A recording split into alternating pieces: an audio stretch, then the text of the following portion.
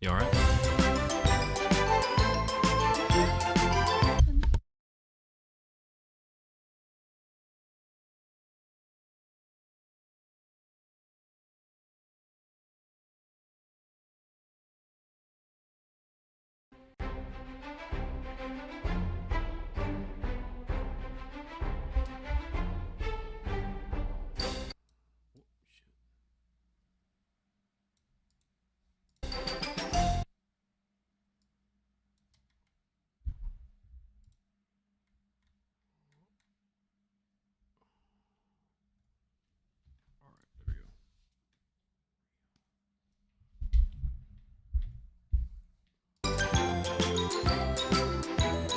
Why does this game feel so loud, bro?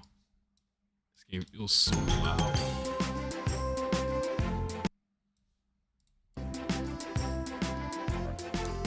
I'm going to run FNaF World until the Scott interview starts. Because why not?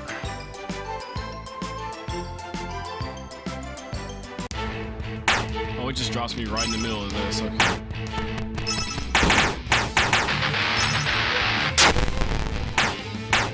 Not cool, campus. Oh, I'm already about to die.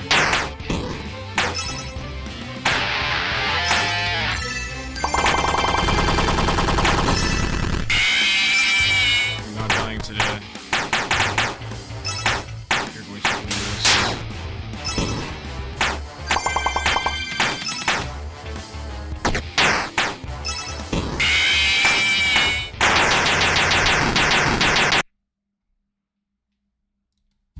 Go. There we go. I hope Scott will answer what's inside the FNaF 4 box. Scott is not answering that question for as long as he's alive, honestly. I need to do one more thing.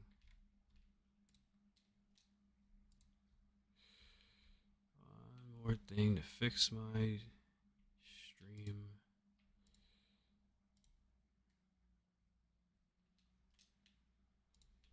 Changes. There we go. What do y'all think is going to be in the interview? Let me know if this game is too loud too. This game is loud. It's super loud.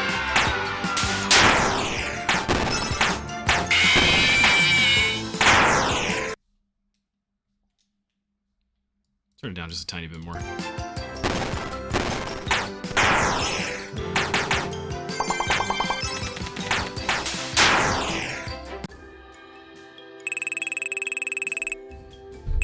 Jeez.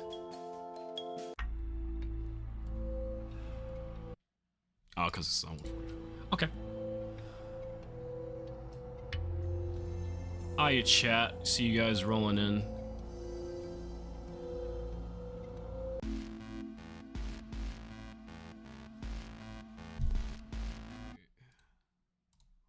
Chat. Yeah. Okay. What you doing?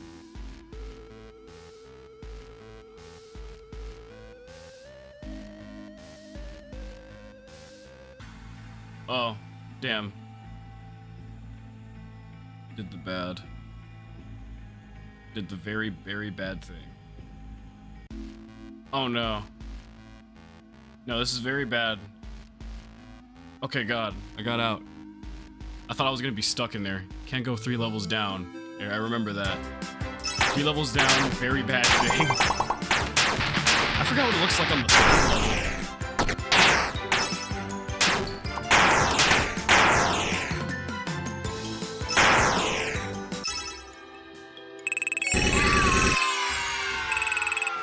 Jason Grant says, hi, new.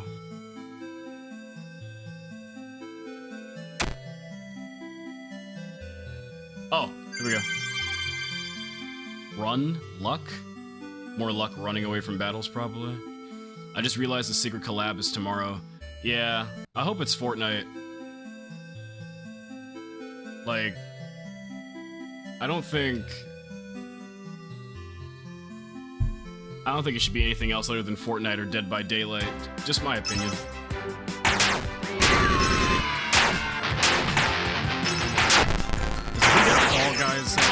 this. I don't know how to feel. I have to play Fall Guys all day as a Funny Fastener outfit. Like, Jesus Christ.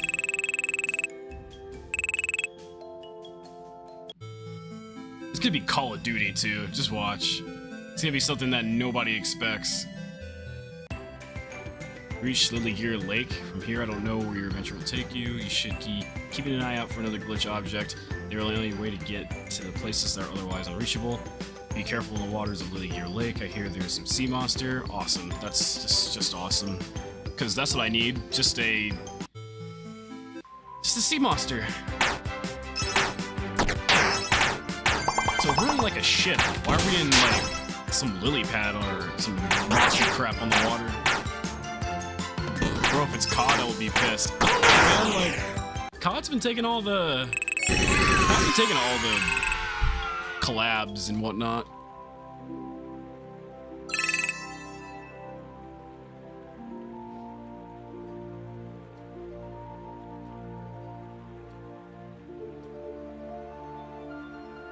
Knowing that this is a Scott Cawthon game, you gotta touch literally everything to make sure you can pass through a wall.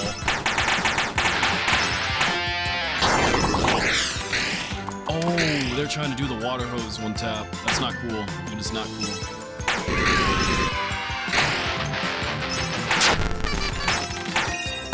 This game is really, really hurting my eyes, but it's okay because it's Five Nights at Freddy's.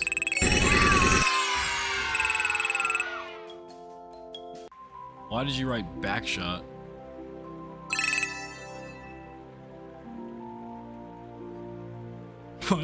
Why the hell did you write backshot in the comments? Anyway,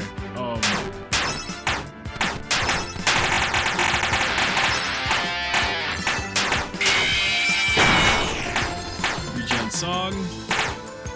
I'm just gonna ignore what the hell I read in the comments. Even though I read it twice. Now 3 times.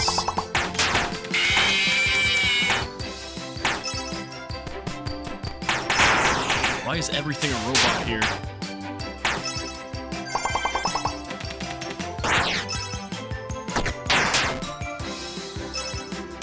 Bonnie, I know you want to finish her. God, why does Bonnie look so menacing? Like, Bonnie looks like he never blinks, bro.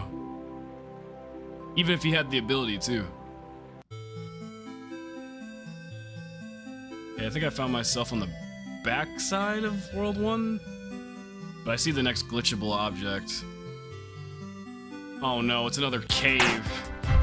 These caves got good stuff in them, but I hate going inside of them. They're like scary. If it's Fortnite, I'm gonna hit the gritty as Springtrap. I need the gritty emote.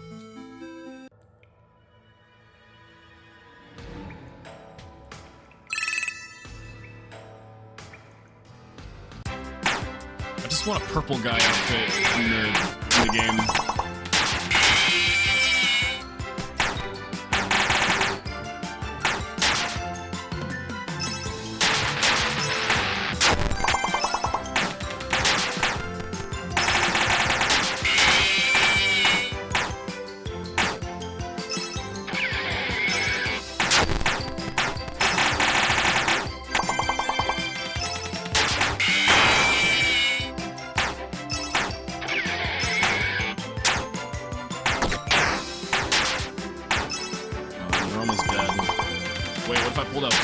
Right now, and she water hoses. Toy Chica's gonna win on water hose, just watch. Okay, she got one.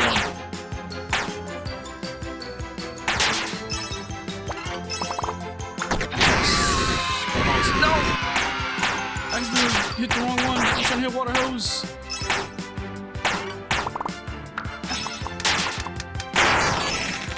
That works too.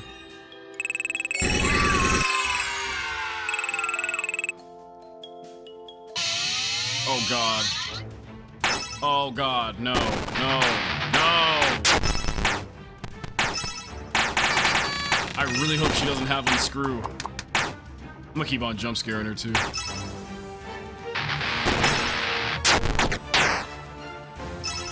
Fuck. I meant to hit regen song, but I'm kind of just scared playing this game. Need to hit birthday next time. Oh my god. She got one tapped! Bro, that Reaper is so useful when you're getting new party members, man. I don't think I had all of this when I first played this game.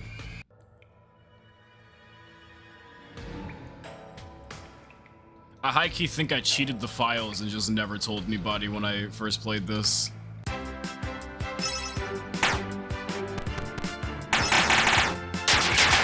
that's just our secret. Don't tell anybody else. Like now, since I'm playing legitimately, I'm starting to see that this is pretty fun, while it's also pretty hard.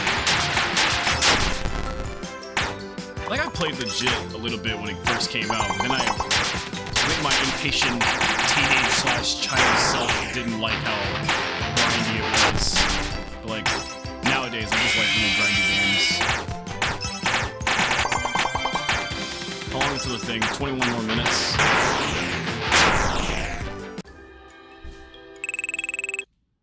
I should probably write a time.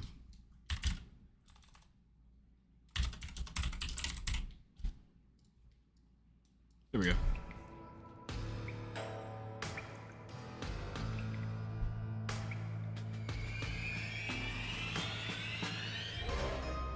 Oh, okay.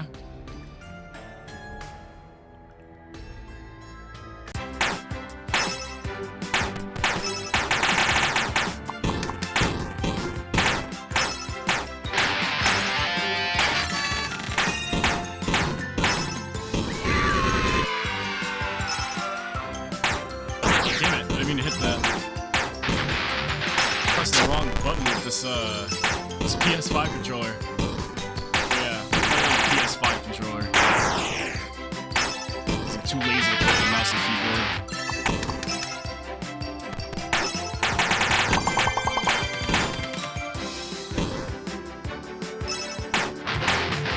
Kinda crazy playing FNaF with controller though. I'm excited for the Five Nights at Freddy's 2, and I don't know why. Everyone's hating on Twitter. I don't know why either.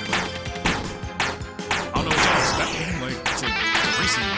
It's supposed to be like a higher tier Five Nights at Freddy's game.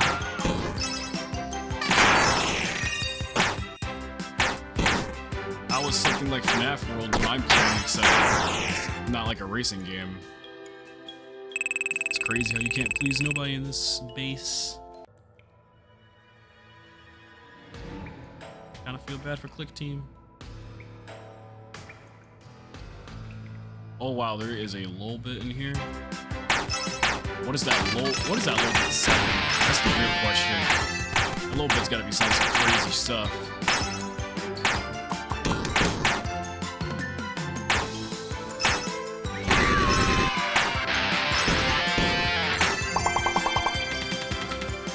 Should hit the regen song. I gotta do it every time. Them with jump scares so they can't do anything. No, OG Foxy is so useful.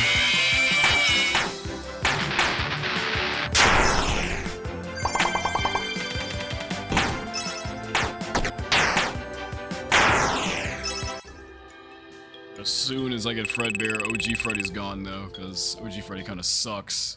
The only thing he's useful for is that stat booster. Comes another eye boss. Or not. And I kind of need that endless. That endless was pretty good.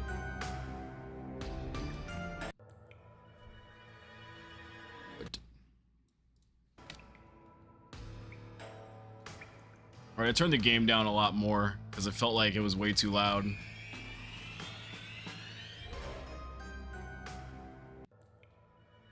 y'all hear me now? Or can you hear me a bit better?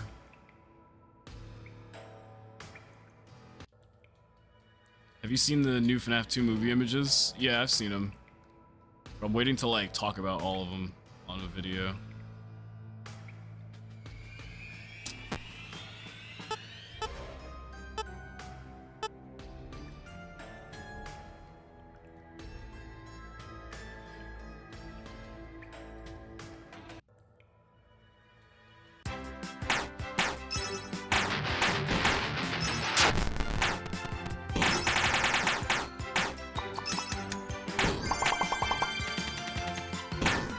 once I get the endless defense, Freddy's gonna become obsolete. Don't even need it for the stat boost. Excited for the interview, seeing what topics they'll talk about. They'll probably talk about Scott more than they'll talk about the game itself, I'm not even gonna lie to you. And that's okay, because I've been wanting to learn more about Scott, honestly. I want to learn more about the mindset of a man who gave me his newest title for free of charge. Like, why is bro so kind? What is he planning?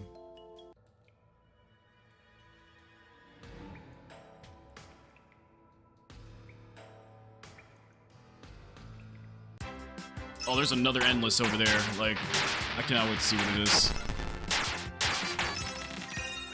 But audio's fine, chat. Audio's great. Great.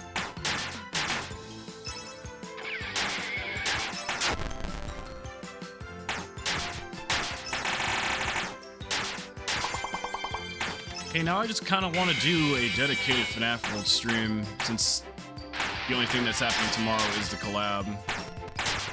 If the collab is like trash, then I'm just gonna like, or just not something that I like. I'm not gonna say trash, but if it's not something that I like, then I'm just gonna play FNaF World all day on the stream. I can literally play this all day. This is wild. Like, why did I cheat when I first played this game? That was 200 EXP. That better have been the boss for that bite in that chest, bro. I'm saving, just in case. Shh. Of course it wasn't the boss. Why would it be the boss, right? No, just give me the boss that literally unscrews you anytime it doesn't move. I gotta keep jump scaring him. Come on, give me my next move. Come on. Oh wait, we have gift boxes. We're set. What am I worried about? He hasn't even tried it yet. Some people are saying it's Stumble Guys. Oh, Lord in heaven. What the hell is Stumble Guys? I haven't even played that before.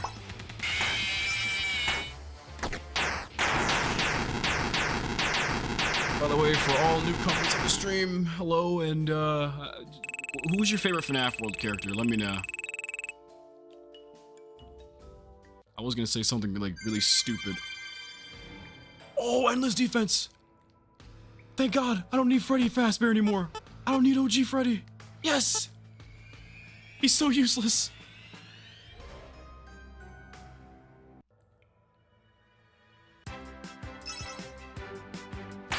Now we can just like keep attacking them without having to stuff bonuses on.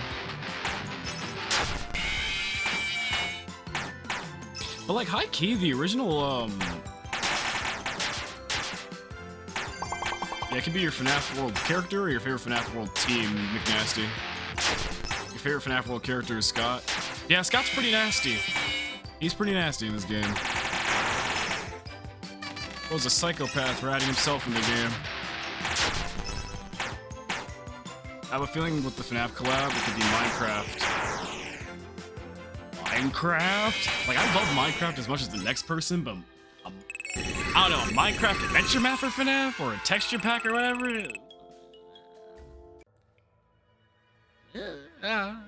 It would be cool. Just nah. Like it'll be alright. First collab, get your toes in the water, Scott. But I don't know about that. I don't know if it'll be well received. Everybody just wants it to be Fortnite so they can hit the grittiest spring trap. Like, let's be honest. I low-key want it to be FNaF so I can put, like, some back bling on Goku's back for 5 Nights at Freddy's.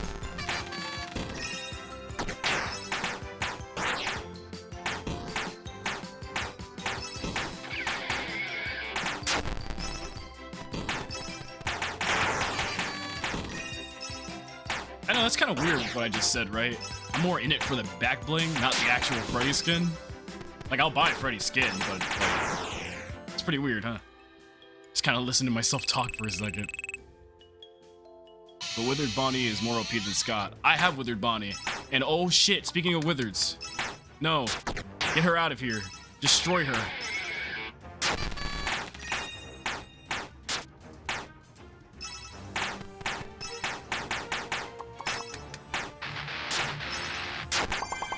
Bro, I love these endless bites, man. She's already dead. She didn't even stand a chance. Now we got Wither Chica. Oh yeah, if you want to know who I got so far, last night I fought JJ. Then I got the Marionette. You've seen that I got the puppet on stream. I got Shadow Freddy too. He's got Unscrew? Mangle, goodbye. Ready for Scott's interview, sis? Hell yeah, it's about to be in another 12 minutes.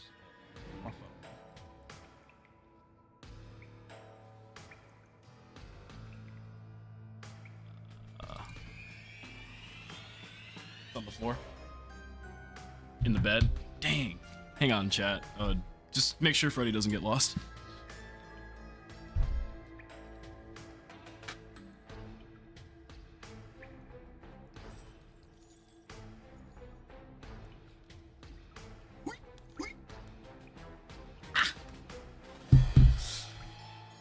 Okay. What's up, sis? What's up, Tyler Grimmery? Oh my god. I want to try Shadow Freddy.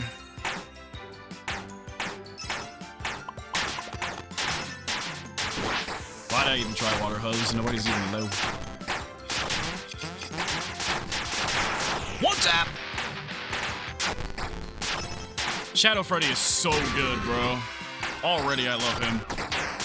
And then he's got... What is escape key? Wait, I must have forgot what escape key was.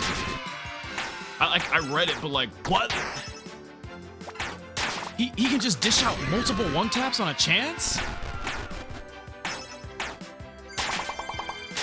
Escape key is wild. This game is loud. I gotta turn it down a little bit more on OBS. If you guys want the game louder, let me know, but I'm seeing the audio bar, even on like the lowest setting, it's like nearly peaking half. Holy crap.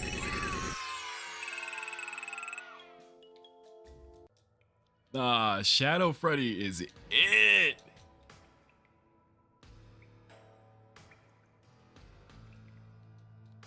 I don't think I can reach low bit from this tunnel, but like I'm wondering what she's selling over there.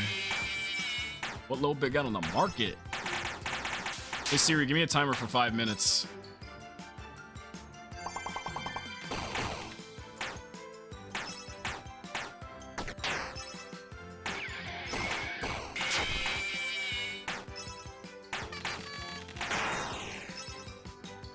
FNaF World has the best OSTs.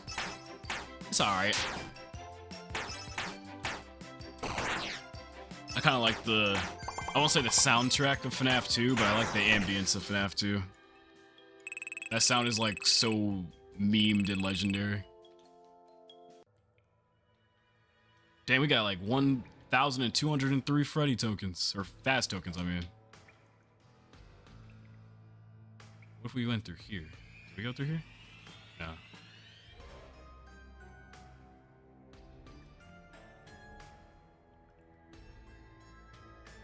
I think we can get out of this cave. I think we got everything we need.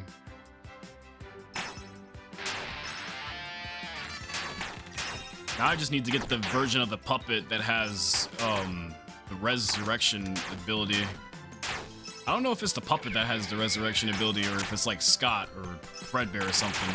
I remember somebody has it. But I think I have all versions of the puppet except Nightmare Own.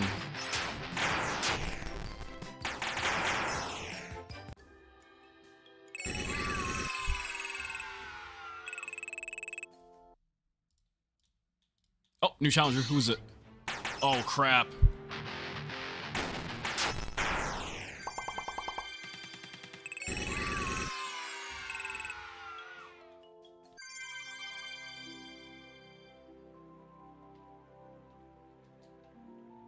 Dang, bro.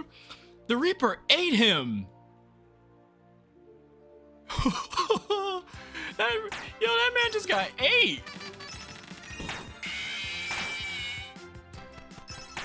But I low-key want to go back to World 1 and spend the tokens on an endoskeleton for more defense.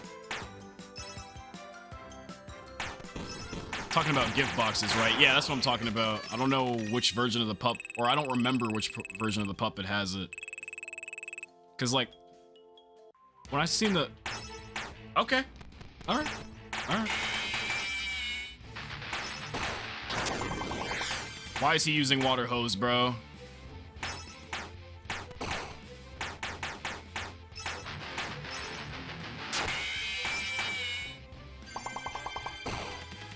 DAWKO is having an interview with the FNaF creator. Yeah, I know. That's the whole point of the stream. I'm just waiting for it.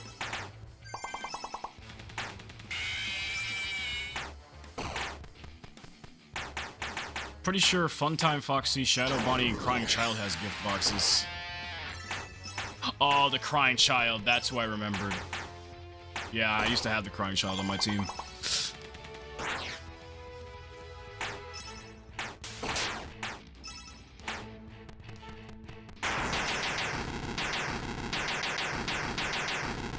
Wait, Scott's working with Real-Time Studios? Real-Time FNaF finally got the Fanverse promotion?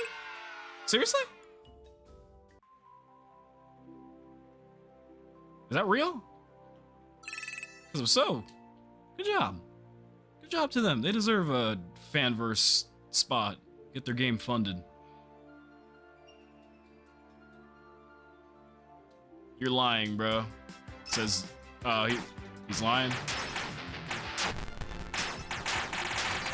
I believe everything y'all say, because I'm pretty sure y'all are on, like, Reddit and stuff to hear all that news first.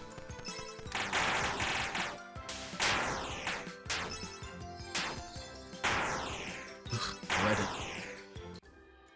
I think that's misinformation. Feels like it.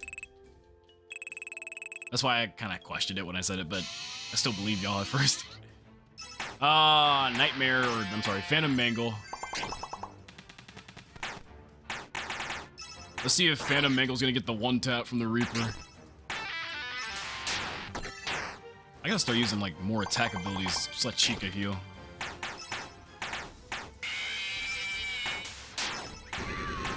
I did it again. Sometimes I kind of just panic and like hit the first move I see. I gotta stop doing that. Hey sis, have you seen that the people who made FNaF 1, 2, and 3 are actually making FNaF 2 IRL? Oh.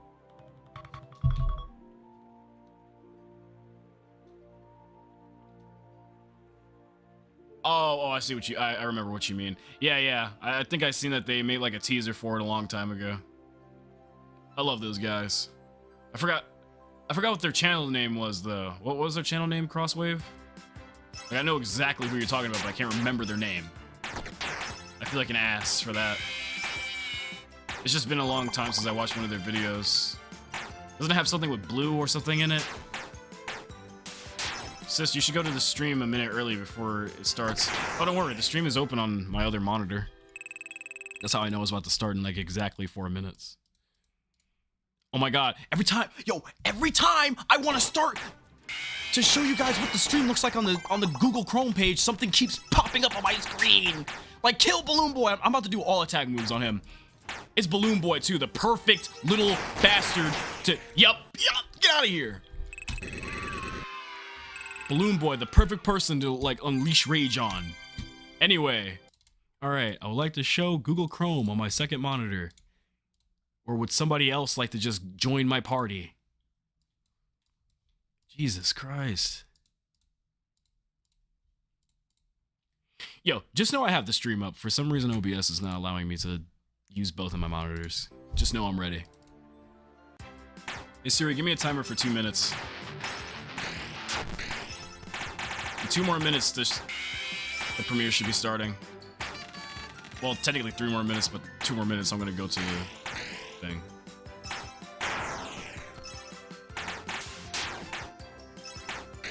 Bro, how much health do these enemies have, though? He's probably been hit with, like, 100 every 2 seconds.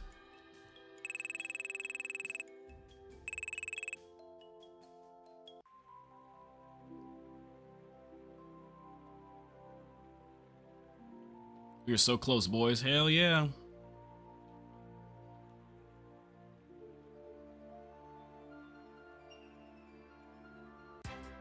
I forgot where the next... Oh, wait, I know where it's at.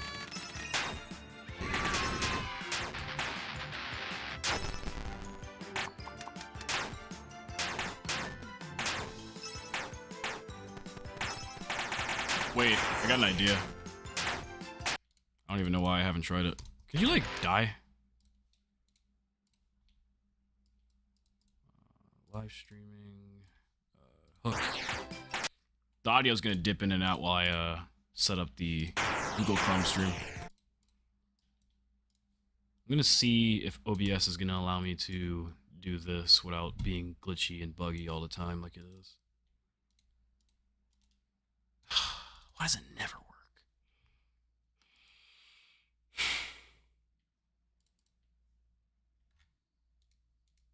Like every time I want to do window capture with OBS, it just wants to die. Oh.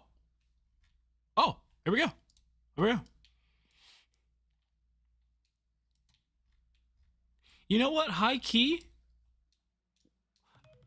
What do y'all want? Do y'all want the interview full screened, or do you want like FNaF World in the background while it looks like this, or something like that?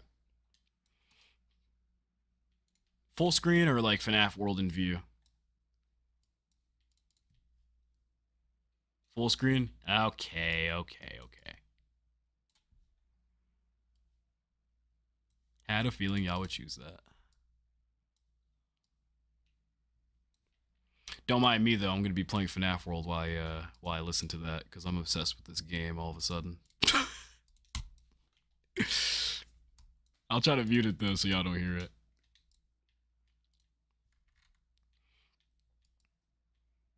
Full screen, full screen. The audience has spoken. All right. Down, down, down, down. Oh my god, DAWKO's in the chat. Yo, DAWKO, what's up? He says enjoy, King. I will enjoy. Cannot wait to see what questions you have asked Scott. That was a DAWKO jump scare. Oh shit.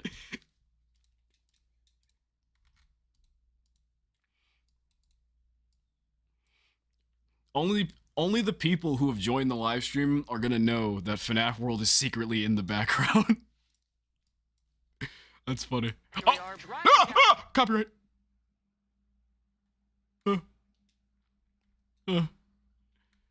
Why are these ads trying to copyright me? Jesus. I gotta support the boy DAWKO by playing the ad, but like, jeez. Oh my god, a Burger King ad. Like, who wants to eat that? Actually, that's Arby's. Ew. Ugh. Worse. Oh. Anyway, here we go. Ugh. I'm gonna puke. I swear to God. Nobody ever mention Arby's in my chat, please. This is gross. Alright, here we go. What's up, everybody joining the chat? Make sure y'all smack that like button if you're hyped. One more minute before we hear Scott Cawthon's voice. Hopefully he has a new microphone this time. Hopefully he spent all that Five Nights at Freddy's money on a microphone.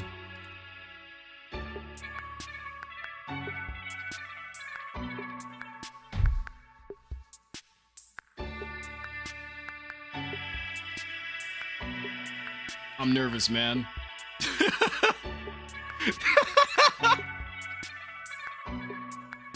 Yo, why are you nervous? I don't know why that was funny. What is your name? Lil Wrong, you're funny. I don't know why. You're just funny. I don't know why I got tears in my eyes. That was funny.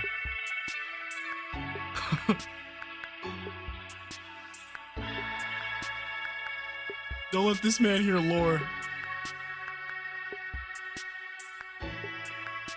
I don't know. Don't be worried, man. I'm pretty sure all we're gonna hear is more about Scott, and I'm happy about that. All right, 10, 9, 8, 7, 6, 5, 4, 3, 2, 1. Scott, Oh my god. Tell me what's in the box. What? I think as the 10-year anniversary is upon us, I will give this as my gift to the fan base on this 10th anniversary. What's in the box is This nigga, what? What? He actually said what was in the box? Aw. Hi, Mabel. Yeah, she's the best. What's going on, guys? DAWKO back again. Hope you're fantastic today. And Okay, I'm closing it's the FNaF 10-year World. anniversary I'm closing of Five FNaF Nights at World. Freddy's. It is August the 5th, which means if you've been looking at the list, what the official Twitter has been saying. No, he's trolling. It's He's the trolling. interview with Scott Cawthon, everybody. Hey, everybody. How's it going? DAWKO, good to see you again. He's a better mic. Yes, 6 years since the last interview, right? Which is crazy. A lot of things have been happening since then, so let's go back a little bit. So the interview was August 2018. So The unsolved after video was that, planned. Yeah, it we was. got Help Wanted, Special Delivery, Security Breach, Help Wanted 2, Ruin DLC. So there's a lot going on. And of course, the future games as well. Yesterday, Steelwall has announced something. Oh crap. Because we're recording this, you know, a couple of months before. But guys, whatever it was, I hope you're very excited for it. Future DAWKO into the pit as well. Stuff to look for. There's so much stuff to look forward to. And it's really cool that you've done like a week of exciting things for the 10-year anniversary. You know, we've never seen something like this before. 10 years of Five Nights at Freddy's, which is, Yeah. it's pretty crazy, right? Man, I can't believe it's been so long since our last interview. That really seems like just it doesn't. How long did you say ago it was? 6 years ago? 6 That's years hard ago. to believe. I That's know. impossible to believe. I know, right? I've actually got a song for you that I'm going to play for you to celebrate the 10-year anniversary. Okay, no, song. this is getting things off to a kind of an awkward start, but I'll let you go on ahead. Okay. Are you No, ready wait, you're for gonna be this? performing. Wait, you're gonna be performing this yourself, or is something recorded? I've got the harmonica right here. He's got a Oh, harmonica. harmonica. Okay, Oh my my favorite. god, I've been DAWKO. practicing this song for over 32 years. Okay. Mm-hmm. So, are you ready for this? I'm ready. Oh my god. Jesus. Come on now, you started this. Right. Okay. go. Ready? I'm really good. I'm really good.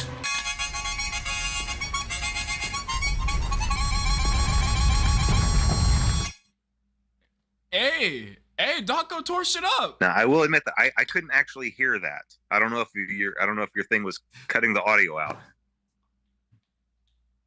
Well, He I was actually tearing it up, played though. A spell. A spell.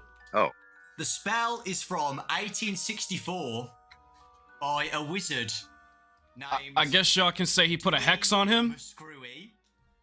okay. Y'all can unsubscribe. Spell has now hypnotized you to tell me all the lore of Five Nights at Freddy's. Oh, jeez. Now, I thought we talked about this in advance. Now, listen. This is a bad idea to start talking about lore. All right, well, here, you have to give me specific questions, and I'll see what I can answer for you. I was joking. But I make no promises. Scott, tell me what's in the box. Oh, he's starting with that.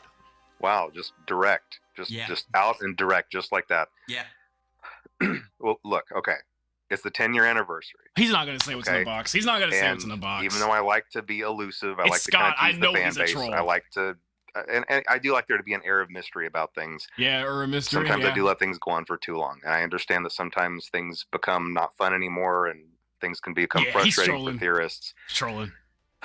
So, okay, Yeah. I think as the 10-year anniversary He's gonna is say his upon us, underwear or I something. will give this as my gift to the fan base on this 10th anniversary.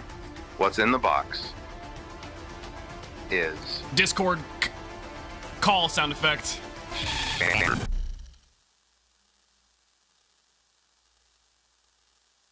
What the? Oh my god. and that's about it. What? And that's it, man. So, like we've been speaking about, 10 years Oh, of Five Nights at Freddy's, which is no. a crazy amount of time. I can't He believe cut it's it out! here. It's been such a journey. So, I just wanted to ask you, Oh. do you have a highlight moment for the whole 10 years of He Five cut Nights at out the Freddy's part! since 2014? I think there have definitely been a lot of satisfying moments. Like obviously, if whenever one of the new games would I think come he out, actually and it said would be it. positively received. That was obviously a huge relief.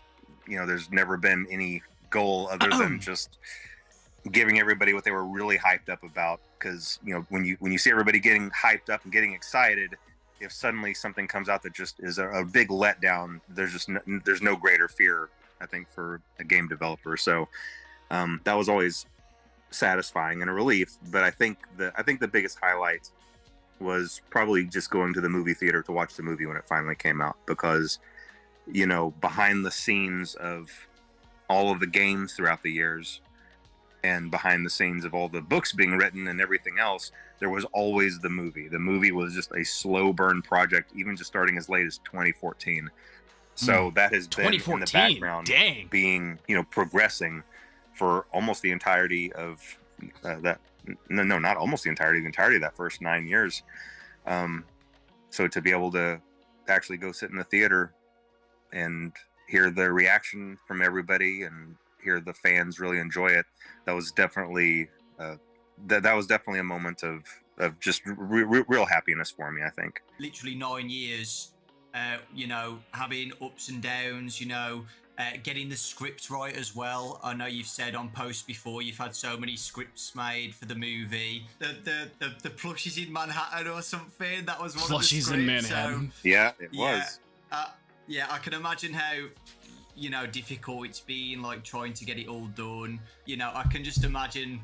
Well, I can't imagine it because I'm not you, but when me, Raz, and Ryan and Baz went to a premiere for it and sat down. I hope I get to see the FNaF 2 premiere, man. We all looked at each other at the end, and we had to see the behind the scenes like they did. I want to do that. I love FNaF 2. We've been there since basically day one. I hope Scott gives me that opportunity. Imagine how Scott's feeling right now. Just sitting down and seeing it actually, on the big screen. It must be a crazy feeling.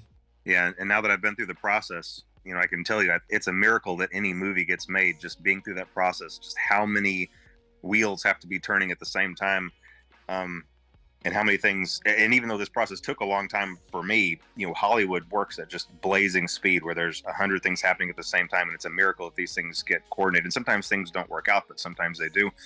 On the day that I was driving to New Orleans, and the shooting was supposed to start the next day, on that drive, I was on the phone. It was like a 5-hour drive from where I was.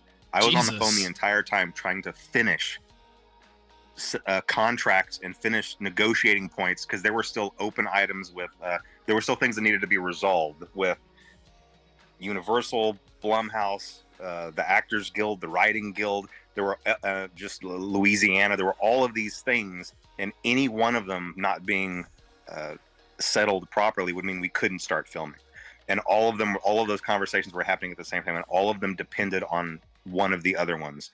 And so that was a very stressful drive, but that's just the way that Hollywood works. There's a million things happening at once.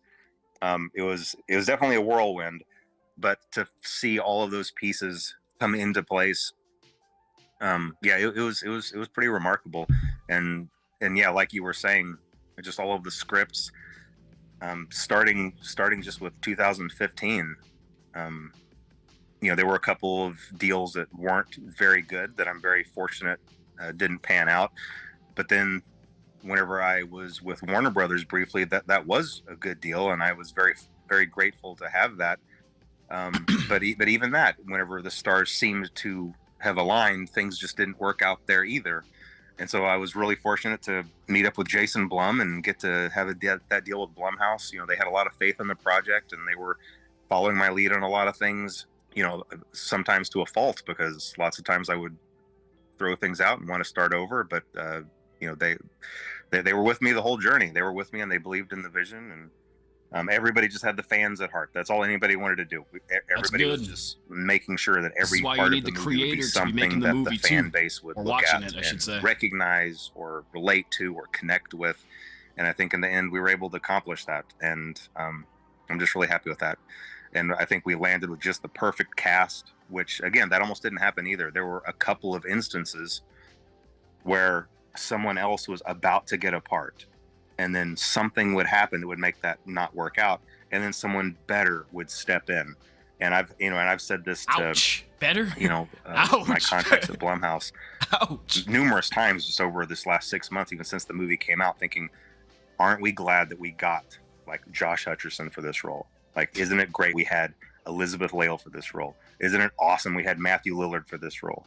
You know, isn't it great we ended up with Piper Rubio for this role? Like, every single person that we ended up with was just Yo, could you imagine being one of the people who like casted for this movie, hearing that? You'd be biting your pillow or something. You'd be mad. Kind of the film industry, I got to talk to people about their other experiences on other projects, and it can be really scary because usually, from what I understand, every production has one member of the cast or one person on staff or just one person that, you know, causes problems or something like that. We didn't have anything like that. Nothing like that. Everybody was just phenomenal. They were just a joy to work with, and getting to go to filming was really fun. So it was a really fun experience. And in the end, I'm just happy that the fans were happy with it. Now, that's not to say the film didn't have it's places where it could have been improved. And we're all, me and Emma and Jason Blum, we're definitely chat about that and looking to make sure the second movie is a step up and an improvement.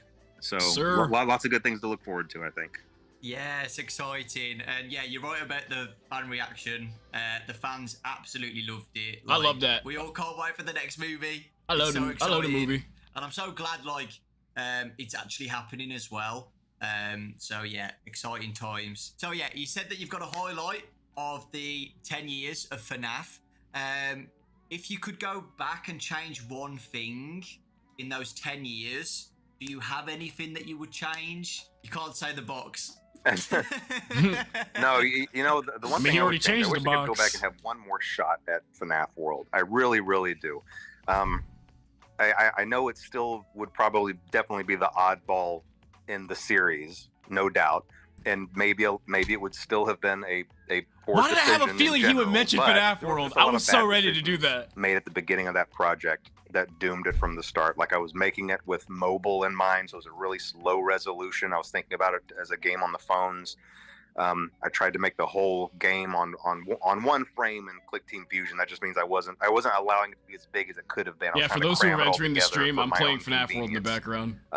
There were just several decisions that were made that really hindered that. And also, I was in a rush because I was getting a little arrogant, thinking that, hey, anything I make is going to be gold, you know, and I definitely ate some humble pie with that really, really quick. And I learned that is not the case.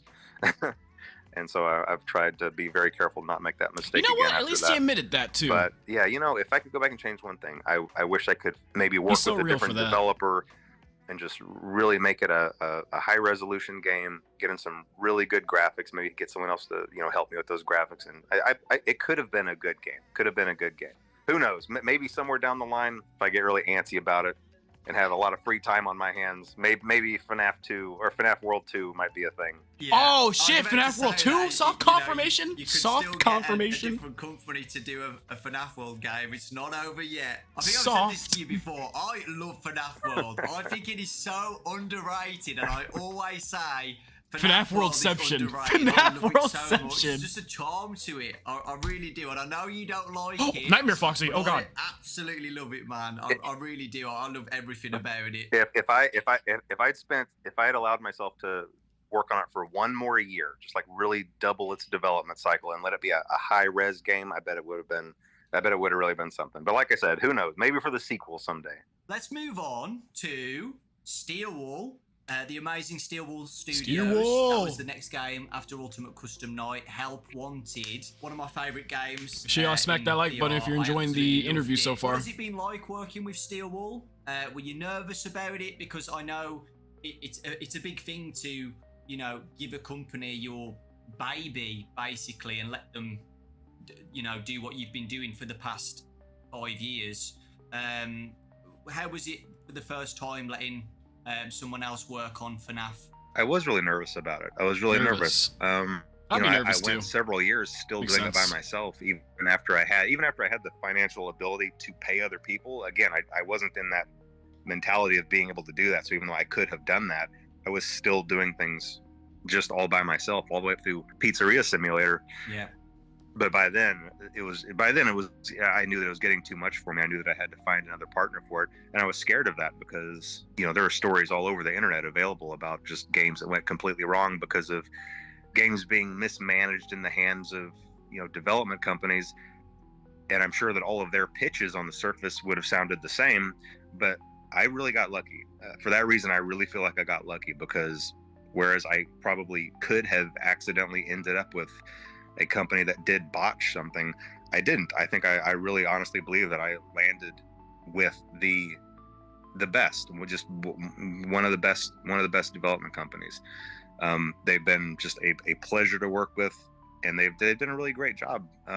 You know, this last one they did, Ruin, I thought it was just so much fun.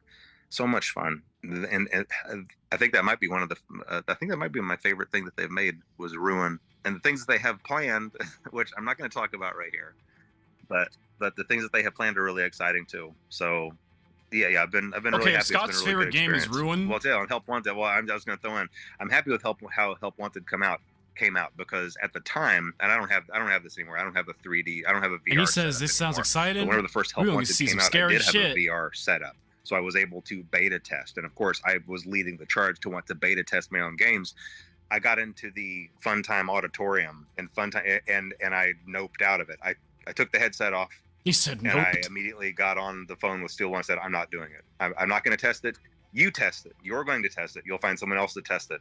I didn't even get jump scared by Foxy. I was just in there in the darkness, and I knew I wasn't going to do it. And I never played it again. And I never played Help Wanted. And I never played Help Wanted 2 either. And I'm not going to. Got scared of his own game? I understand it though, right? Because in the past, like when I've obviously done videos on Help Wanted 1 and 2, I get a comment saying like, oh, it's not that scary. You're overreacted. It's not that bad. But you don't know until you've literally put on the headset, right? Yeah. It's completely different, you know, just watching it from a screen compared to having the actual headset on. It's terrifying. Yeah, completely different experience. My other question, Glitchtrap is one of my favourite characters in FNaF now. I absolutely love Glitchtrap. What are your thoughts on Glitchtrap as a whole, with the development of Help Wanted? I love the character.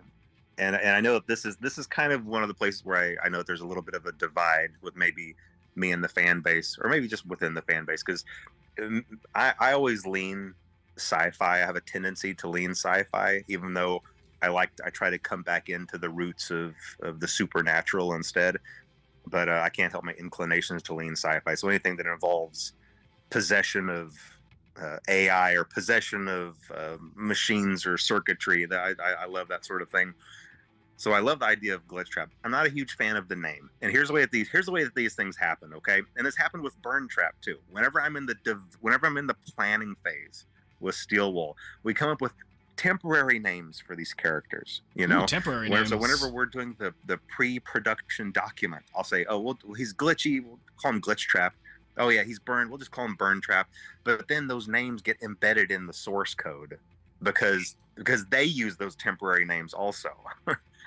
And once they're in the source code, and once someone finds them in the source code, that's it. Like that's the canon name now, and there's nothing I can do about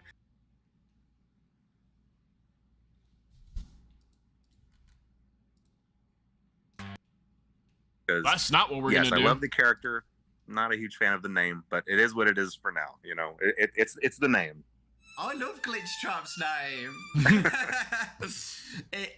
Could you think of a name like on the spot, like what you would want to call him or not? Oh, I have no idea. But you know what? A good example is Nexus, you know, from Ruin.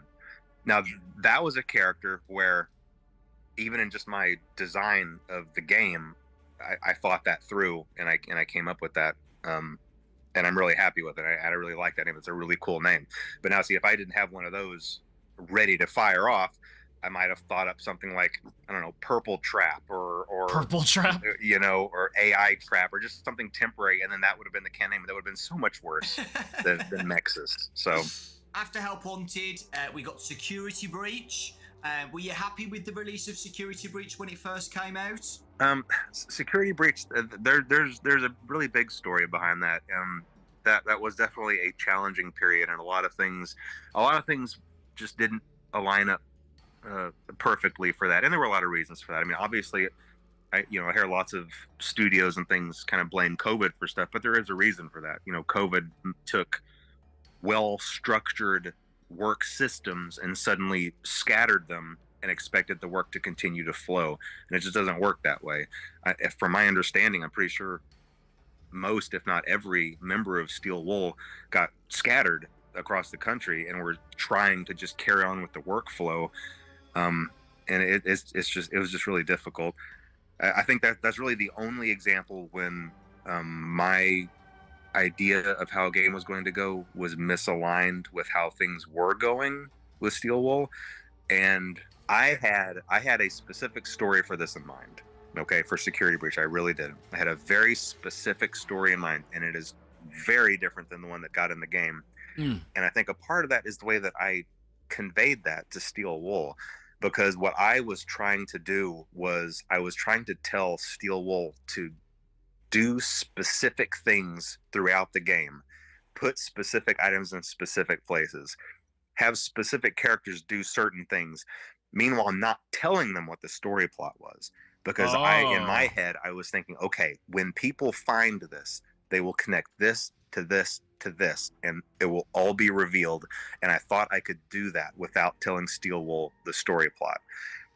That didn't work out very well because they got all of these pieces and they thought it was their job to connect them in a way that made sense. So really what you ended up having were the same pieces, but telling completely different stories. And since I was trying to kind of tell a specific story with mine that went a certain direction, they were taking pieces I didn't fully understand and trying to craft a story out of them.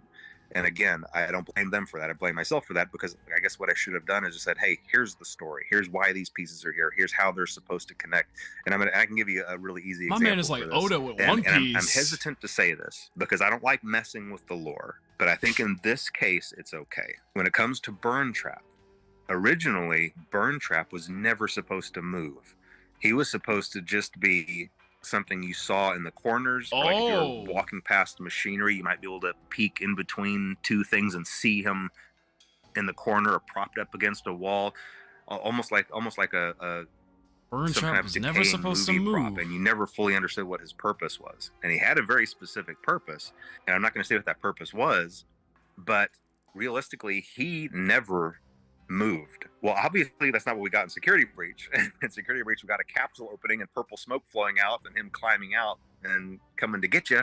And so it's just not quite the same thing. So, but anyway, it didn't turn out the way anybody wanted. But hey, whenever that happens, just like whenever I stepped in it a little bit with FNaF World, me and Steel Wool got together. We were like, look, all that matters now is making things right by the fan base. That's all that matters. We all had the best intentions going on.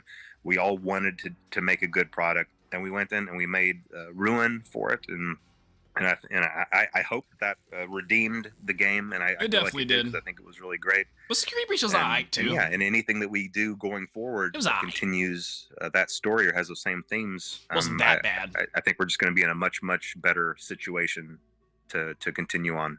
So, the Ruin DLC came out a year ago now, which is crazy to think about. Time's going so quickly, and the fan reaction to that was amazing. I lost my shit. And everybody's looking forward to what's next. I lost my shit.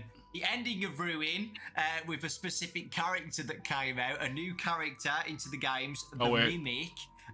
Is that the meme? Is that how you do it? I cannot share any thoughts on the Mimic, other than I really like that character. This is a character that I really like and I'm really excited about. I think it's a really terrific. Too scared to share his thoughts. Antagonist. I don't blame him.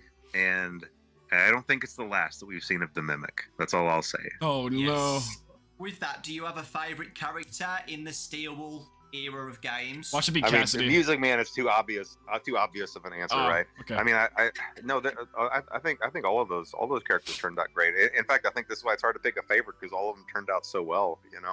I've always really liked Vanny as a character. I don't think that Vanny was utilized to her fullest potential, and so hopefully we'll see another opportunity for Vanny to return as well. Lord. We'll see. Ooh, Lord. Moving on to Evil Bunny Woman. Books. So the books have been amazing. I've been doing little summary videos on the channel with Fazbear Frights. That was awesome. How has it been working on Fazbear Frights? It's actually really enjoyable. It's probably one of the most enjoyable things that I do, because I just get to think up a really scary scenario, and then I create maybe a 10 to 15 page story out of it. And then I have writers that I work with, obviously, and they take that and they really flesh it out and fill it out and add the details and turn it into a full-length story. And I get to kind of just really see it come to life. So it's been really enjoyable, and that's something that I really enjoy. It's funny because it's one of those things where, as long as I know that that's something that's happening in my life, I might be at the gym or I might be watching the show, and then suddenly something will come to mind, and I'll be like, "Oh man, this is gonna make a great story," and I get right home and I start working on it. Do you have a favorite story out of all of them? I think my favorite story it's probably Bunny Call. I know that's kind of an oddball choice, but there's a reason for it. Because some of these stories are based on my real life experiences. Bunny Call is not completely made up. I used to take my family to a family summer camp. Hopefully the Map Pat one's not real too. This is my two oldest boys were maybe 11 and 12 at the time. Or no, I bet they were 13 and 14. It's hard to remember exactly when this was. But then I had younger two that were just babies still. And whenever we showed up at camp and we were all in the auditorium signing up for activities, it was rafting and boating. One of the things you could sign up for was a panda call. Okay. And a panda call it's a very deceiving title, because what that meant is that early in the morning, a bunch of the camp counselors dressed as killer clowns would come into your cabin and scare the crap out of your kids to wake them up early and drag them off to their daily activities. And so I signed up my two oldest, Ian and Braden, my old beta testers from whenever they, all their lives testing my games. I signed them up for it. And I thought, oh yeah, this will be kind of fun. It was kind of fun until the next morning started rolling around. I started thinking about what I'd done, because then the next morning I woke up at 5 a.m. and I realized they're out there somewhere. Like this is happening right now. And I started listening for screams, and I started listening for noises. And I even snuck out and went outside. And it was dark and there were crickets chirping, and I was looking around, and I just thought to myself, somewhere out here in the dark in these trees are a bunch of clowns, and they're coming to my cabin. and it was a really, really scary sensation. And so I just went back inside, and I looked at my family sleeping. I looked at my baby sleeping, and my kids and my wife, and I was like, what have I done? Like, what have I done? Bro, it was a goddamn menace. Not being a big deal, because then I just heard a soft knock at the door, and I opened it, and there was a row of killer clowns. I said, never mind, you guys, and they just walked on. And so it wasn't a big deal, but it was still a really eerie feeling like menace. I had signed up for something that I'd regretted and I couldn't undo it, And so I based Bunny Call on that. Oh, that's awesome. You said that you've got relatable stories. Do you have a relatable story with Fazgoo? Look, okay. Listen, anytime there's a series of a whole bunch of different things, you're going to have some that are great, and then some that's like, well, like what was going on with this? I don't know how to explain the Fazgoo. I'm sure I had something in mind that was really great, but they can't all be winners. Now I will say a couple of the other ones that had real life connections. Sometimes you hear about people talking about their sleep paralysis demons or whatever. That's never really made sense to me, but now it kind of makes sense to me, and I don't know why it does. Yeah, every once in a while, I'll show you a sleep paralysis demon, but you'll still be paralyzed in your sleep, and for some reason, I guess in that moment, you're still half dreaming, and so you have a tendency to still maybe see something before you fully wake up. This is a sleep paralysis demon, and the Blackbird creature was mine. That creature on the cover of Blackbird is my sleep paralysis demon, because I was on vacation, I was by myself, and I don't know what the circumstances were. I feel like I was taking a midday nap, but I woke up with a jolt, and for a split second, I saw that thing standing over me, and I couldn't move, and my body was tingling, and I was just frozen up, and I was just so disoriented after that. But I never forgot that, and I knew immediately after that, it's like, I've got to get this into a story somewhere, like this crazy looking creature. That is crazy. That is absolutely crazy. That is wild. I've never had sleep paralysis, so I don't know. Me too. What my creature would look like. I hope I never get sleep paralysis. Like that. I don't think it's wild. A normal experience. I don't think it's an experience you should want to have. I don't feel like it's a healthy thing. So if that hasn't happened to you, I think you're in a good place. Do you have a least favorite story? I don't know. I think it probably might be the Fazgoo, or no. I mean, come on. It's got to be the one where the guy gets pregnant with Springtrap's baby. I'm not sure what I was thinking about. You know, again, that's one of those things where, oh man, this is going to be really creepy. But then you step back and look at it from afar, and you're like, I don't know if this is a good idea. And I swear I wasn't picking on Matt Pat. That wasn't a story designed with Matt Pat in mind. Yeah, It okay, really buddy. wasn't. Okay. You know, listen, whenever you're doing these stories for this long, eventually you just run out of names, and you're going to Yeah. cover That was all the wildin'. names. You know. Yeah. Eventually I'll get around to DAWKO, you know, and so if you see DAWKO in one of these stories, it's not something personal. It's just because I ran out of names, you know. I don't know. DAWKO is a very specific name that you'd have to get to. I probably have a few more to go through before I get to that, so you don't have anything to worry about. When doing I my hope I'm not summary on that videos, list. I know a lot of people say the same. I hope I'm People not who on that love list. Goosebumps when they Because were Scott said he's kids, watching my videos find too. these I don't really want to be on that. relatable, Right? No, I don't want to be pregnant with and Bonnie's I know baby. Kids I'm at good. School now Nope. read Fazbear Frights like their Goosebumps books. Scott, you And somehow as find a this kid, video? My favourite TV show was Goosebumps. I'll take a role in the FNaF Would 2 you movie, ever but no, not think that. Or about, FNaF 3, 4, great. I like the Nah. idea of Fazbear Frights. That's some ever pregnant being stuff. Like a TV show like Goosebumps, where it's like a series of some of the best stories or something adapted. Oh yeah, definitely. What is And that's something M-Preg? that can definitely happen. What the fuck is Especially M-Preg? now that the first movie came out and was successful. I think that really opens the door to lots of other potential opportunities. The only thing to be mindful of You is know, I I'm don't not even want going to to ask. oversaturate the market and just create too much. And I think that sometimes we get a little bit of that where franchises have movies and too many TV shows, and it just kind of waters everything down. But I really do like that idea, and it is definitely something that could happen for sure. Awesome. So the next segment is the FNaF movie. I've got some questions for you, Scott. First off, I absolutely loved the movie, as you know, and I know a lot of people did as well. The Movie was fans goated. Absolutely loved it, and it did really well at the box office as well. Super successful. Congratulations to you, Blumhouse, Universal. So yeah, first question is, how was working on the first FNaF movie after waiting for so long, after announcing it back in 2015? Well, you emailed me back in 2015 about it. I still remember that email. But yeah, how was it? It took a really long time to get off the ground, really just because of the screenplay. But after the screenplay was really locked in, from there, all the wheels started turning, you know, all the engines fired, and it took off. And it was a really fun experience from there. And really the screenplay just had a lot of challenges because of what it was. And it's really, you know, throughout all of those years, I worked with a lot of different directors, a lot of different writers, a lot of really talented people that eventually would end up leaving the project, but still really talented people. Someone And it said was Scott really fought just for a that movie matter for of, years. Sounds like it. There's just material that's difficult to translate to the screen.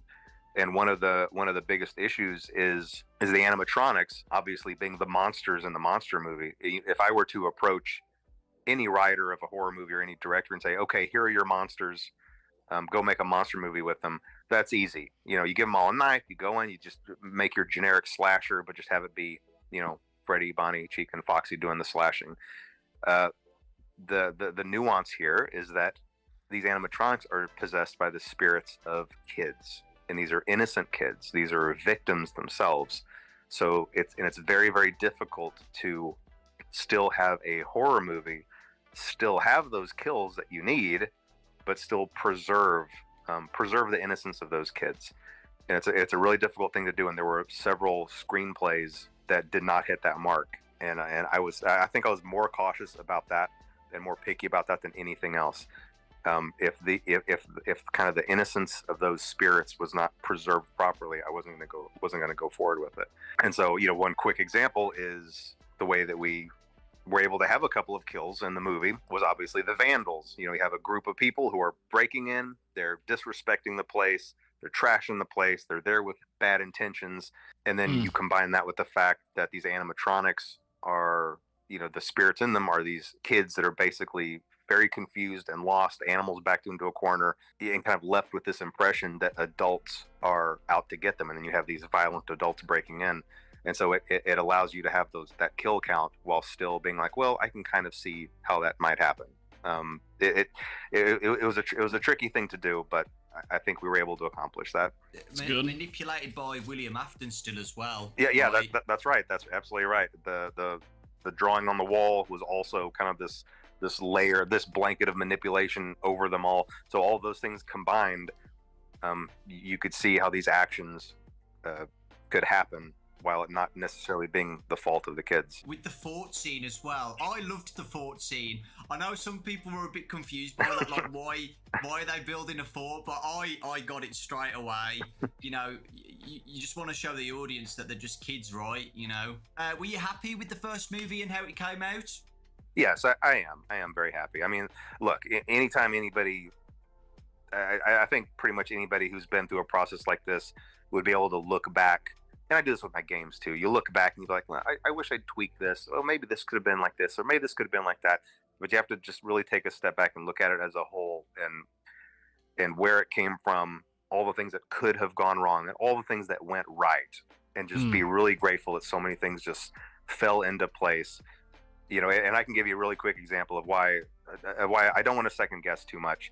You know, at the 11th hour of this movie coming together, we still really didn't have a music composer, and I really wanted an animated intro. I was really pushing to have that 8-bit animated intro, but we didn't have anybody, and really not really anybody to have an idea of what kind of music we were looking for. Nobody in Hollywood? 11th hour, Newton Brothers come in, and they write out that banger of a track, like absolute insane. Like I listened to that the first time, and I was like, wait a minute, do I have a theme song? Does Five Nights at Freddy's have a theme song? You know, and I called Emma Tammy on the phone. I was like, wait, do we have a theme song now? Like, I can't tell you how excited I was over that. And you better believe you're going to hear that again at the beginning of the second movie too. Oh yeah, I mean, that was just so incredible. The Newton Brothers just knocked that out of the park. So yeah, so many things went right that I don't think I'm going to dwell too much on. I like hearing him excited about what I would go back how and far try the to do series has differently. come, bro. As we know, the movie was a major hit in 2023, super successful. The biggest horror movie of 2023 as well. How does that feel seeing that happen? It's nice.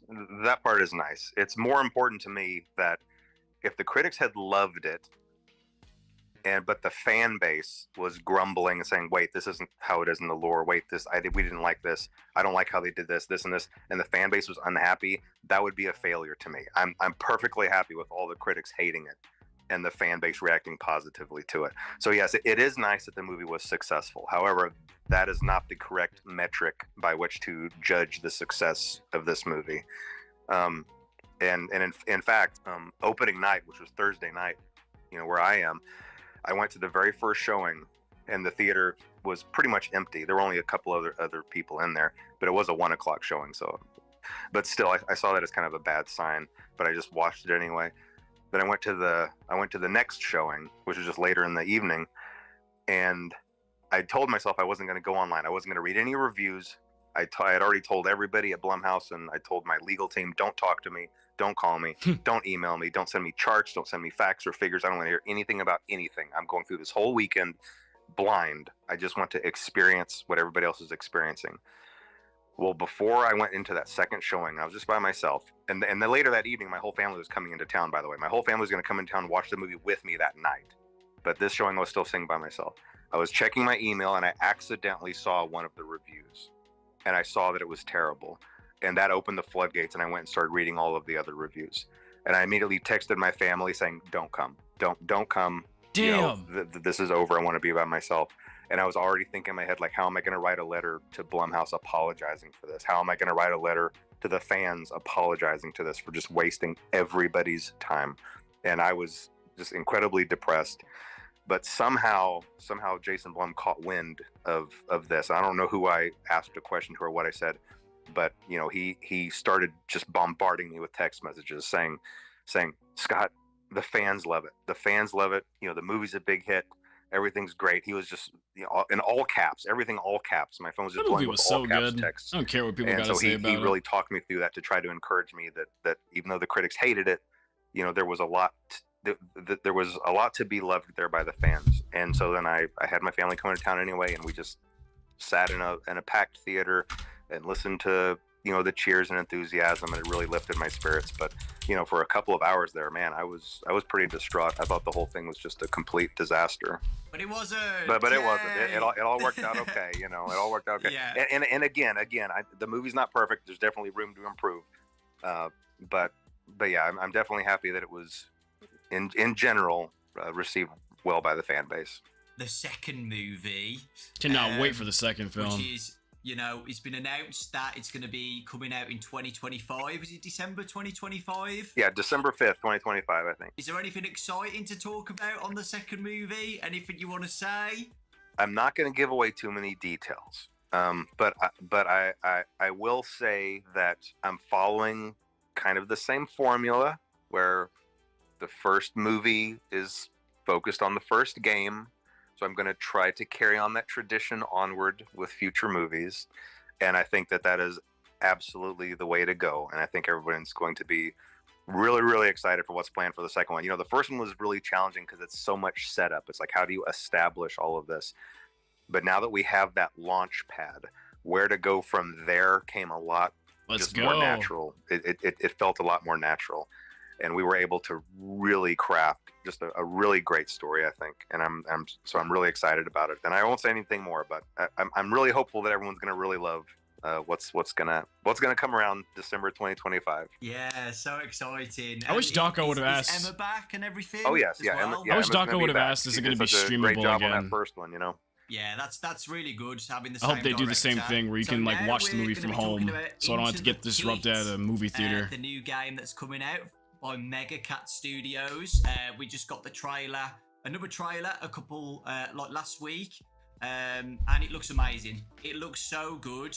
How has it been working on the game based on a Fazbear Fright story? It's definitely been a unique experience. I first started talking to Meg. I mean, it's been years and years since that game has been in development, and originally it was just supposed to be a little novelty one-off. It's like, oh yeah, here's this little company that makes 16-bit cartridges, and that was immediately appealing to me because I'm all about the Super Nintendo. And so if I could make something that would come on the Super Nintendo cartridge, sign me up. That was the most exciting thing, the most exciting product I'd ever worked on. It was still just supposed to be a novelty, but as the development went on, everybody was looking at it thinking, this looks pretty good. This actually looks really good. And so they just kept on going with it. They could have stopped a lot sooner, and they could have stopped with just a little simple novelty game, but they just kept going. And I kept looking at thinking, yeah, keep going. And they kept going, and I would keep looking at it. And it just turned into this big, full-fledged, full-sized game. So we obviously decided to venture away from strictly the cartridges, so that everybody can be able to play it on Steam and everything. But it's really unique. It's just a really, really unique game, and I do love that it really gets into just this really gritty these kind of gritty graphics that I haven't seen since the late 90s, whenever you had those point and click type adventures and you had that real kind of that pixelated art style that can be really creepy at times. I don't know. It's going to be a really unique experience, and I think that everyone's going to really be excited about it. I really do. Awesome. I can't wait to play it. Same. I can't wait. Been working with Megacat Studios then? Oh, it's been great. It's been really great. I really haven't had to give them. I mean, I have had to give them direction, but for the most part, it's been weird. They would go into the hole for 6, 7, 8 months at a time, and I wouldn't hear anything from them, to the point where I thought, is this okay? And I would even, I talk to the other people that I work with, like, is this game okay? Is this going to be okay? Are they okay? Do I need to check on this? Do we need to check on them over there? But then I would get an update, and it would just be all this crazy new stuff and all this crazy Also, detail, Megacat's like fluid scrappy. animation. They got the good work ethic. It's just That's crazy, good. crazy stuff. And then they'd go back into the hole again for 5, 6, 7 months, and then we just repeat that cycle. But now here we are finally at the end of that road, and I think it's just turned out really great. Like I said, really unique, and I think everybody's going to really like it. The reaction to the trailer has been amazing. All positive feedback about it. Super excited. People love it. The story of Into the Pit as well. Into the Pit's probably my favourite Fazbear Fright story. So with all the positive feedback about it, what do you see for the future of FNaF spin-offs made by other studios in the future? Oh, it's definitely a possibility. In fact, I'd really like them to start working on Fetch. I think Fetch would make a really good game after this. You know, some stories obviously cater more toward being a good game than others, but there's something really scary about the thought of something always being out there and kind of watching your house, and then trying to come in and do things for you. Like, this is kind of a scary thought. The thought that I might be online shopping looking for a specific thing, and somehow something out there is hearing that and receiving that, and then gonna come to me, sneak inside and put it somewhere without me knowing that it was there. It's just a creepy scenario. It's a creepy setup.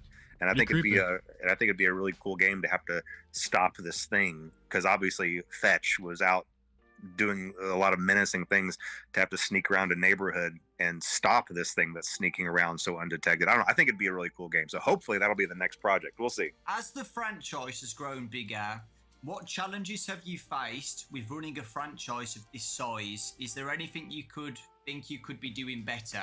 I think something I should have maybe been doing better is I should have had a better structure in place as far as people to talk to the fan base. You know, I've always kept that on myself all during the years, and in the early years, I think that worked great because it was a little indie game, a little indie community, and then me, the indie dev, just chatting with the community and talking. But as the years go by and the franchise gets bigger and bigger, I don't know. I feel like I've slowly kind of lost touch with the fan base. Unfortunately, it's not that same relationship that it used to be. I really used to enjoy chatting with everybody and just kind of I don't know. And I guess that's expected, because FNaF is more of a big, it's kind of just kind of a bigger thing now, and it's bigger than one person, and I can't just pretend like I can hop online and chat with everybody and solve everybody's problems anymore. Used to, I kind of could. I could just go in there and chat with everybody and resolve little problems as if it was like just a squabble on a forum. I can always just step in and solve it, but it's just not the same. And I think that I should have realized that sooner. And I'm really only realizing that this year, that I really need to have a better structure in place.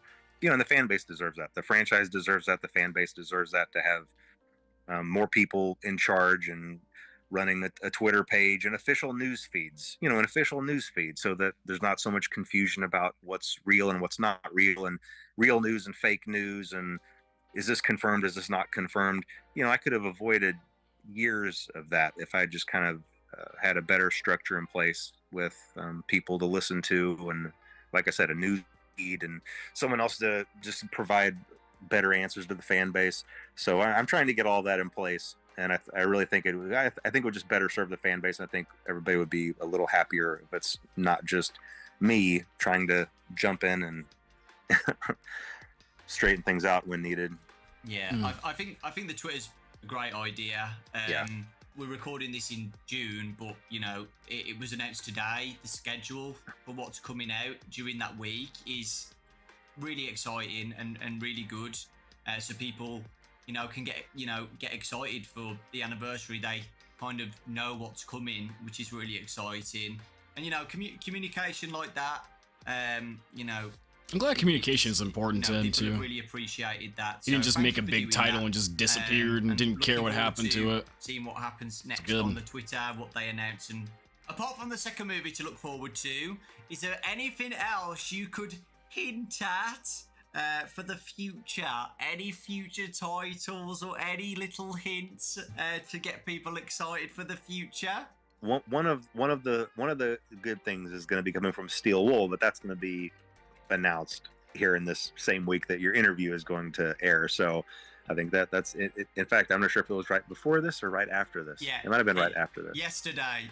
Oh, he better not hit at something. Okay. And obviously everybody knows about the movie, and right now the books. Oh, I thought he was going to say something. Interactive books, which I read things like that growing up, and so I'm excited about those. Thought he was about to snitch on Steel Wool on accident. Some depth into those to where you can actually collect items in them and things like that. So it's really not just about picking a path. It's about picking a path and getting something, and then going to the other path and being able to use something. So it makes it more interesting and more intricate. But yeah, I mean, that's the plan for movies, games, and books. And I already told you my hope for the next Mega Cat game, and there is another game planned with Steel Wool, but that's not going to be announced for a while yet. So I can't talk about that. But there is something down the pipe.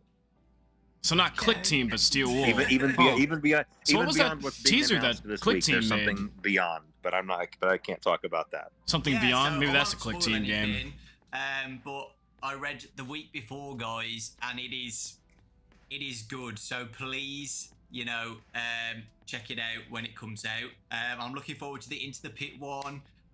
VIP is the interactive novel VIP another one as well? Yes, yeah. VIP it's one that I did with Scholastic, just like the others, but it's just going to be free. It's specifically for this event. I mean, I might still be included in a box set later down the road, but no, for this week, it was made specifically for this event, by the same author, I believe, as the week before. So if you enjoyed that one, you'll enjoy VIP. And I really love the story for VIP. I'm not going to ruin it, but it might be one of my favorites. So hopefully everybody really enjoys that. That's awesome. I'm pretty sure it comes out before the interview. So okay, yeah, great. Future me, if you're watching, you probably loved it.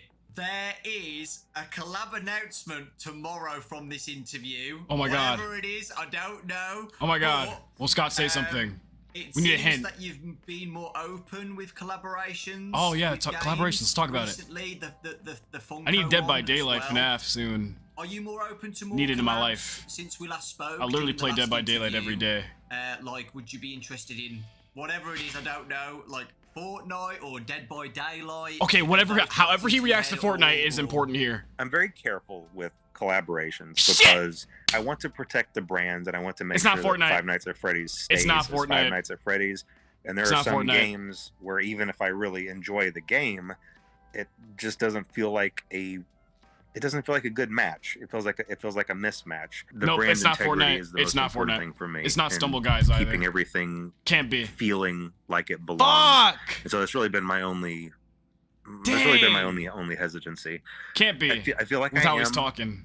branching out a little bit, and I am a little bit more open to those things than maybe I was in the early years. But I'm still very careful about it. We'll just see. We'll see how things go. Okay. Anything else you would like to add to finish off the interview? Let's see. Finish here. off the interview? Uh-oh. No, I mean, I think things are in a good place, and like I said, I think that the things that are on the horizon are all things to be excited But it is about. understandable. He wants to make sure his brand is fine, and that's respectable. The things that the fan base really going to enjoy. And I wish I could talk about those more, but I don't feel like I can. So, do you think we're going to have another interview in 10 years' time? It doesn't have to be 10 years. We can try to Interview's do this a over. little bit more Damn. often. Like, Soon. what, every 5 years? Yeah, every 5 years. There we go. Okay. Shaking your hand. Just make it a virtually. regular thing. Okay, awesome. The biggest thing that everybody has been begging me for Oh, the this box, interview I forgot. when I announced it is the box. That is. I completely forgot everybody about the just wants to box. know Is he actually gonna say anything it? about He's not gonna because say it. is. It's the biggest mystery out of the whole 10 years of FNaF, I would say. Maybe Midnight Motorist is number 2. But yeah, I'd say the box is the biggest mystery that everybody wants, like even a tiny snippet of something. He's got. Maybe he'll talk about it since the original FNaF arc is gone. I can try to give Try to somewhat give. of an answer to that, even though it might not be extremely satisfying for a lot of people. I don't even care. I just So need to I would know. I would encourage people to turn off the interview if they don't want an answer that they might not be happy Scott's with. But really about to whenever I'm drop making them. these games, there are a lot of things that are in my head that are just flowing ideas. And Scott's when really I about have to them drop and the put them in, sauce? it's the first half of something. It's like a string or a rope just like reaching out, and I know that what's there on the other end is there. I trust that it's there. I know that it's there. And then whenever I progress forward, the rest of that just reappears. The rest of it appears and just fits into place perfectly. That's how all my games have been made. I feel The that box there's from the game, something yeah, FNaF there, 4's box. and I make the roads to get there for Little that block to be revealed. box. But then sometimes when things do progress, the roads aren't always the same roads as the ones that had been planned before. And so what that means is, even though at the time something was definitely there, something was definitely reaching out to be there, and I could feel that it was there. The progression of the story didn't go there, and so those strings never got pulled on, and those and the other half of that idea remained in the ether, remained in my subconscious. All of that to say, there is something in the box, but I never pursued it, and I don't know if I can find it again. And I think that that's the best answer that I can possibly give for that. Scott, thank you so much for The mimic. interview. The mimic was in the Myself box. And everybody really does appreciate it. We're looking forward to the future. We're looking forward to Maybe? this week. I don't know. Future me is probably stressing out. He doesn't playing know all the what's in the demos box. and getting ready for Into the Pit in a few days. It's empty. I'm so He excited forgot. for Into the Rip Pit. box. I really, really am. And all the fanverse stuff as well. My Pop Goes and The Joy of Creation, that demo. I'm looking forward to playing all of those as well and reading the new book. There's a lot in that week. I'm going to just be MIA that whole week. I've already told my friends and family, like, I'm not going to be here for the whole week. Don't call me. Don't text me. I'm going to be in this room just doing everything I can that week. And yeah, we really do appreciate it. So yeah, I think that's it. Which is really weird. That hour went so quick. Thank you guys for watching. Again, I appreciate you guys. Thank you. Without you guys watching the channel, you know, I wouldn't be doing this in the first place, interviewing Scott.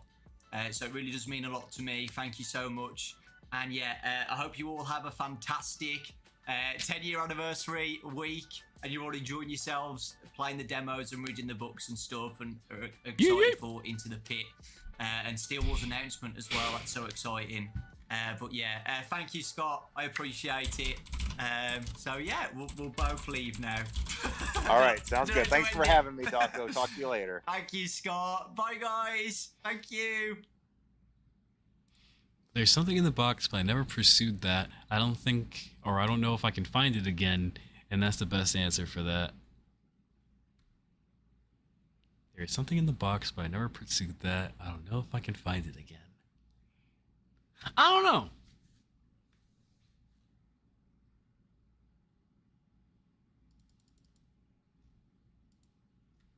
I don't know. I can't really tell y'all what's in the box. I ain't got no idea. I ain't FNaF smart enough for this.